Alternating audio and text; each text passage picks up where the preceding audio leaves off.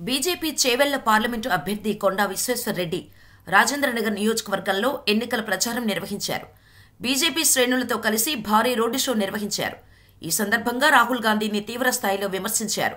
Bharatiya Janata party పాలనలో నరేంద్ర మోడీ సర్కారు మాత్రమే ముస్లిం మైనారిటీల అభ్యున్నతికి పాటుపడిందని ఆయన గుర్తు చేశారు.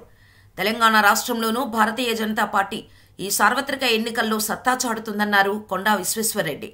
12 పార్లమెంటు స్థానాల్లో బీజేపీ అభ్యర్థులు స్పష్టమైన ఆధిక్యతను సాధించబోతున్నారని ఆయన విశ్వాసం వ్యక్తం చేశారు. సార్వత్రిక ఎన్నికల్లో రేవంత్ రెడ్డి పప్పులు ఉడకవని ఆయన స్పష్టం చేశారు. ఇక రాజేంద్రనగర్ నియోజకవర్గంలోని అత్తాపూర్, బుద్వేల్, రాజేంద్రనగర్, శివరాంపల్లి, రాఘవేంద్రనగర్, అరాంఘర్, మైలార్దేవిపల్లి ప్రాంతాల్లో నిర్వహించిన బీజేపీ ఎన్నికల ప్రచారంలో Rajendranagar contested MLA Tokala Srinivasareddy, Chevella parliament incharge Mallareddy, పలువురు బీజేపీ నాయకులు, కార్యకర్తలు, కొండా విశ్వేశ్వర్రెడ్డి అభిమానులు పెద్ద సంఖ్యలో పాల్గొన్నారు.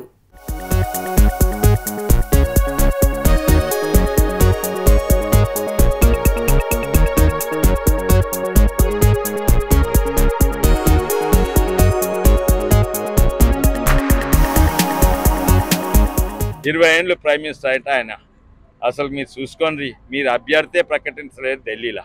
మీ రాహుల్ బాబా ఆయన గురించి తెలుసుకోండి కొంచెం.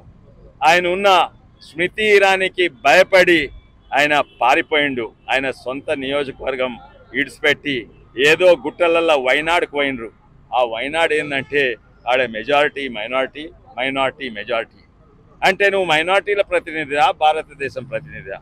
ఆడ 50% ముస్లిమ్స్ ఉంటారు, 18% క్రిస్టియన్స్ ఉంటారు, కేవలము 31% హిందువులు ఉంటారు. ఇదేనా నీకు సేఫ్ సీట్? ఆయన భయపడి బుగులుపడి ఉరుకుతా ఉన్నాడు. దేశం మొత్తం అయితే ఎంకలాడిండు, దేశం మొత్తం ఎంకలాడిండు. నాకు సేఫ్ సీట్ గెలిచే సీట్ అంటే అది ఇదే దొరికినది, ఆ గుట్టలలో వైనాడు. అంటే మీరు హిందువుల ప్రతినిధి కాదా? ఇక్కడ ఉన్న అభ్యర్థి కూడా చెప్పుకుంటుండు 4 లక్షల ముస్లిం ఓట్లు ఉన్నాయి, 2 లక్షల క్రిస్టియన్ ఓట్లు ఉన్నాయని నేను గెలుస్తాను. అరే, ఒక ఎంపీ అయినా, ఎమ్మెల్యే అయినా, హిందూ అయినా, క్రిస్టియన్ అయినా, ముస్లిం అయినా మీరు ప్రజాప్రతినిధి, ఓ మతానికి ప్రతినిధి కాదు. ఈరోజు వీళ్ళు ఇంకా వాళ్ళకేం లేదు చెప్పుకుంటేందుకు. రాహుల్ గాంధీ పేరా వాడుకునేటట్టు లేరు. వాళ్ళ పథకాలు, గ్యారంటీలు వాళ్ళు ఏమంటున్నారు?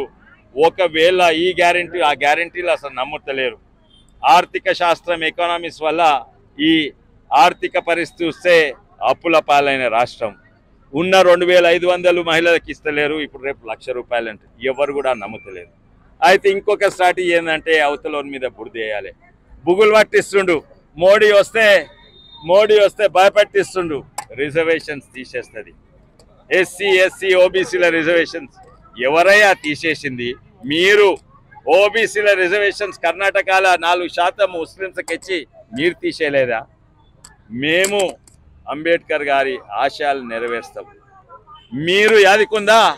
మీరు అంబేద్కర్ గారి పర్సనల్ సెక్రటరీని కొనేసి అంబేద్కర్ గారిని ఓడగొట్టింది కాంగ్రెస్ పార్టీ కాదా?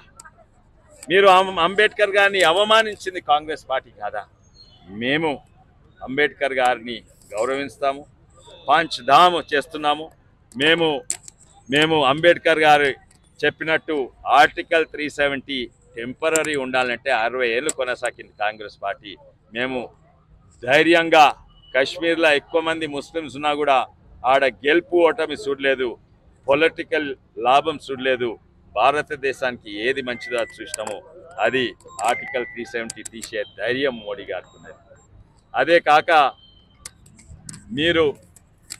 మీరు నిజంగానే చూస్తే ఎక్కడ ఆదుకున్నారయ్యా?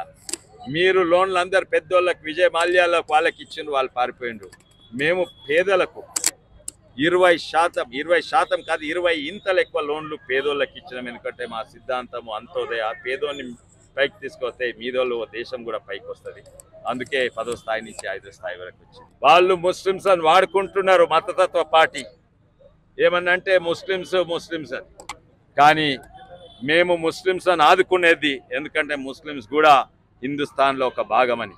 వాళ్ళు వాడుకునేటోళ్ళు, మేము ఆదుకునేటోళ్ళము. మేము ఈ మతతత్వ పార్టీ వల్ల దేశం నిన్న అసలుకు మీ దిక్కే చూస్తలేరు, మీ అభ్యర్థి లేదు. వచ్చే ఎలక్షన్స్ అలా మా లక్ష్యము కేవలము మోడీని గెలిపించడం కాదు, బీజేపీని గెలిపిస్తాను కాదు. మా లక్ష్యము అందరు భారీ మెజారిటీ ఓడిపోయిన దగ్గర కూడా సంఖ్య పెంచుకోవాలి. కొన్ని చాలా కష్టమున్న యావత్ తెలంగాణలో ఈసారి పోయిన ఎలక్షన్స్ కంటే డబుల్ కంటే ఎక్కువైతే, అంటే 200% గ్రోత్ అవుతుంది ఓట్ షేర్. తప్పనిసరిగా 12 కంటే ఎక్కువ సీట్లు తెలంగాణలో వస్తాయి. తప్పనిసరిగా మోడీకి 400 పార్ కూడా వచ్చే అవకాశం ఉంది.